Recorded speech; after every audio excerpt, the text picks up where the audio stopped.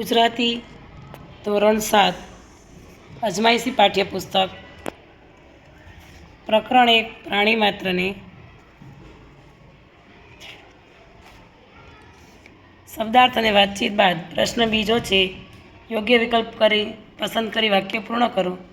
તેમાં પહેલામાં આવશે સૌને પોતાના જેવા જ ગણ્યા. બીજું છે સદા અમારા અંતરમાં રહો એટલે થશે હંમેશા અમારા હૃદયમાં રહો. ક્ષમા સિંધુને વંદન હો એટલે ક્ષમાના સાગરને નમન હો. નીચેના આપેલા વાક્યનો ભાવ દર્શાવતી કાવ્ય પંક્તિ કાવ્યમાંથી શોધીને લખો.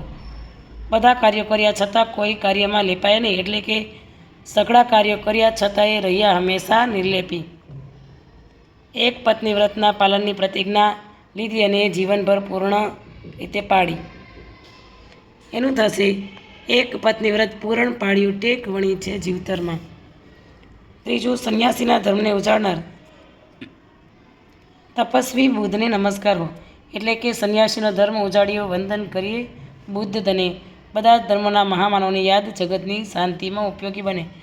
એનું આવશે સર્વ ધર્મ સંસ્થાપક સ્મરણો વિશ્વ શાંતિમાં કપ લાગો. ચોથું યોગ્ય વિકલ્પ પસંદ કરી ખાલી જગ્યા. મહાવીર સ્વામીએ પૂર્ણ અહિંસાનું આચરણ કર્યું. ગૌતમ બુદ્ધે મધ્યમ વર્ગનો બોધ આપ્યો. યોગી શ્રી કૃષ્ણ સંસારમાં રહીને પણ અલિપ્ત રહ્યા. હજરત મોહમ્મદ પૈગંબર રહમ નેકીના પરમ પ્રચારક હતા. સઘળા કામો કર્યા છતાંય રહ્યા હંમેશા નિર્લેપી. ચલો યોગ્ય વિકલ્પના આધાર સાચું હોય તે લખવાનું છે. અંતર એટલે અંતઃકરણ અને મન. તો નરસિંહના અંતરમાં હંમેશા શ્રી કૃષ્ણ રહેતા. તળાજાથી.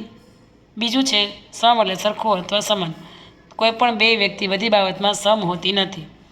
ફકરો છે જેમાં પ્રાણી માત્ર જનસેવા એક પત્ની વ્રત ન્યાય નીતિમય કૃષ્ણ પ્રભુ જેવા શબ્દો આપ્યા છે જે બે શબ્દોનો બનેલો છે.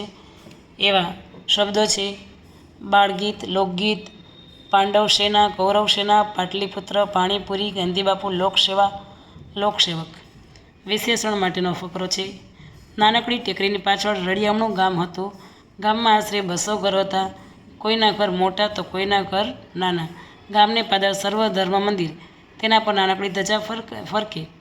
એના આંગણામાં લીલાછમ ઝાડવા. તેની ઉપર રંગબેરંગી પક્ષીઓ કલ્લોલ કરે. મંદિરમાં પિત્તળનો કંઠ બાંધેલો. તેનો મધુર રણકાર સવાર સાંજ આખા ગામમાં ગુંજી રહે. આરતી સમયે તો અહીં ઘણી અથવા ખૂબ ભીડ રહે. હવે વિશેષણ પછી સંયોજક માટેની ખાલી જગ્યા છે. મહાવીર સ્વામીએ અહિંસાનું આચરણ કર્યું અને બધા પ્રાણીઓનું રક્ષણ આપ્યું. શ્રી કૃષ્ણે બધા જ કાર્યો કર્યા પરંતુ જીવનભર એ બધાથી અલિપ્ત રહ્યા. વરસાદ વધુ હતો તેથી હું ઘરેથી નીકળી ન શકી. તમે સવારે નીકળશો કે સાંજે? સંયોજક મૂકી ફરીથી લખવાનું છે. મેં એને કહ્યું નહોતું છતાં પણ તેણે મારું કામ કરી નાખ્યું. ગુરુવારે જો શાળામાં રજા હોય તો આપણે પુસ્તક મેળામાં જઈશું. છત્રી હતી તે સારું થયું, નહીંતર હું પલળી ગયો હોત. મોટા સાહેબ કહેશે તો આપણે બાલ સભા ગોઠવીશું. કાલે હું મારા દાદા સાથે દવાખાને જવાનો છું તેથી હું રમવા નહીં આવું. યોગ્ય વિરામચિહ્ન મૂકી ફરીથી લખવાનું છે. તેમણે મને પૂછેલું તમે શાનો શોખ છે?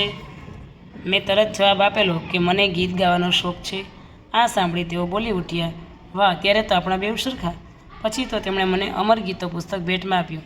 બોલેલા વાક્યો ડબલ અવતરણ ચિહ્નમાં અને પુસ્તકનું નામ સિંગલ અવતરણ ચિહ્નમાં.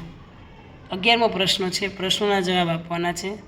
ચર્ચા કરીને લખો. પહેલો પ્રશ્ન, અહિંસાનો ભાવ રાખવો જ જોઈએ. સર્વે ધર્મો પ્રત્યે અહિંસાનો ભાવ રાખવો એ આપણો માનવ ધર્મ છે. દરેક જીવને જીવવાનો અધિકાર છે. તેથી આપણે મન, વચન અને કર્મથી કોઈને પણ દુઃખ થાય તેવું વર્તન ન કરવું જોઈએ. અહિંસાના 3 પ્રકાર છે: મન, વચન અને કર્મ. કોઈના વિશે ખરાબ વિચારવું એ મનની હિંસા, કોઈના વિશે ખરાબ બોલવું એ વાણીની હિંસા છે, કોઈને મારવું એ કર્મની હિંસા છે. આથી માણસે આ 3 હિંસાથી બચવું જોઈએ. પ્રાણીઓ બોલતા હોત તો તેઓ આપણી સાથે વાતચીત કરી શકત. તેઓ પોતાના ઘણા અંગમાંની આપણી સાથે રજૂઆત કરી શકત. તેઓ પોતાની જરૂરિયાત, ભોજન તથા પાણી અને તેની સમસ્યા વિશે રજૂઆત કરી શકત.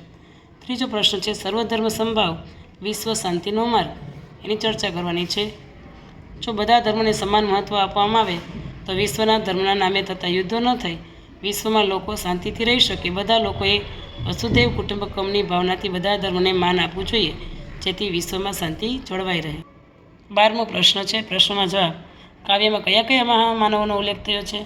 કાવ્યમાં મહાવીર સ્વામી, બુદ્ધ ભગવાન, ભગવાન શ્રીરામ, ભગવાન શ્રી કૃષ્ણ, ઈસુ ખ્રિસ્ત, હજરત મોહમ્મદ તથા જરથોસ્તીનો ઉલ્લેખ થયો છે. રામને અંતરમાં રાખવાની વાત કેમ કરી શકાશે? ભગવાન શ્રી રામ ન્યાય નીતિરૂપ હતા, એટલે કે તે ધર્મમાં તથા ન્યાયને મહત્ત્વ આપનાર હતા, તેથી રામને અંતરમાં રાખવાની વાત કરી હશે. કાવ્યનો મુખ્ય સંદેશ શું છે? કાવ્યનો મુખ્ય સંદેશ વિશ્વ શાંતિનો છે. દરેક ધર્મનું મૂળ સમાન છે, બધા જ ધર્મને સમાન ગણવા. શ્રી કૃષ્ણને યોગી કેમ કહ્યા હશે? શ્રી કૃષ્ણે દરેક કાર્યો કરવા છતાં નિર્લેપી એટલે કે અનાસક્ત રહ્યા હતા, તેથી તેને યોગી કહ્યા હશે. 13મો પ્રશ્ન, જોડાક્ષર આપ્યા છે એવા બીજા લખવાના છે. કલ્પના તો લ ખોડો પ્લસ પ, વિસ્મયમાં સ ખોડો પ્લસ મ, પરિશિષ્ટમાં સ ખોડો પ્લસ ટ અને સ્ટેશનમાં સ ખોડો પ્લસ ટ. ફરી મળીશું બીજા પાઠના સોલ્યુશન સાથે.